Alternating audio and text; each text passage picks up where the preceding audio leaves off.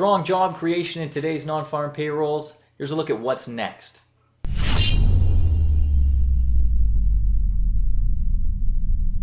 So today's job data came in at 242K compared to 190 expected. Very strong on the jobs growth.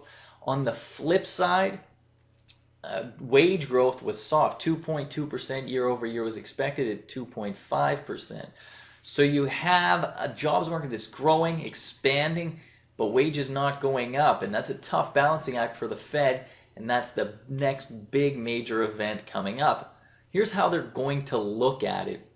They'll say this jobs report was so strong that wage growth is coming later. Now the trend in wage growth is higher. The Fed's been wrong about how quickly it's coming, but they've been right that it has happened, and they're not going to see a reason to change their mind here. So look for a hawkish Fed mid-month, and that's going to ignite the US dollar, especially against the yen. I like longs in that pair, especially on any kind of dips. Overall, the US dollar is starting to look a little bit better. Commodities are coming back, and I think the stock market can also do pretty well over the next little while. We've had a breakout above that double top that we talked about so many times at ForexLive in February in the S&P 500. It's been a nice rip through there in 2 days of closing at higher highs. It'll be interesting to see what happens on Friday. Might get a little bit of a pullback, but it would be a great signal if it finished flat or higher once again. Looking around the market, commodities are the big story in 2016. We're in the bounce phase of the commodity collapse. Oil, I think, can track all the way up to something like $38, maybe even $40 before supply overwhelms prices once again, pushes it down. Canadian dollar gets hit hard.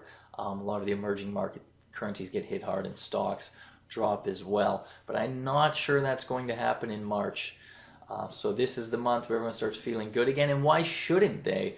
The whole world was worried in the middle of February last month, and when I talked about it at that time, I explained that this isn't a commodity importer story. We don't need to worry so much about global growth. We need to worry about commodity exporters, and the market got to a point where it was worried about everyone and everything, and now those worries were misplaced. Global economic growth isn't in such a bad spot except for commodity exporters. So we're feeling a lot better about that now. Markets are feeling better about that. We're picking winners and losers rather than picking on the entire market. So this is going to be a solid retracement. I expect it to continue for much of March.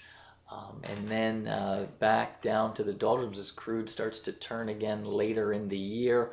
Keep a close eye on the economic data, especially to places like Australia and Canada. The big fight there in the minds of traders is whether they can sustain growth even with low commodity prices. And the answer so far is surprisingly yes, they can. Consumers there have had 15 years of good times, and they've put away a little bit of money. The Australian consumer carried the fourth quarter GDP report that was out this week. It was stronger than expected. Canadian data has been pretty good as well. And that's why those currencies are doing so well. Look for the Australian dollar to play a little bit of catch up over the next little while, and yen crosses I think can fall. Japan hasn't been doing any better at all. It seems almost nothing the central bank will do or try has been able to stimulate any kind of growth, but they're going to try again. They're just going to double down and double down and double down until they've bought everything. And that's bad news for the yen, probably good news for the Nikkei.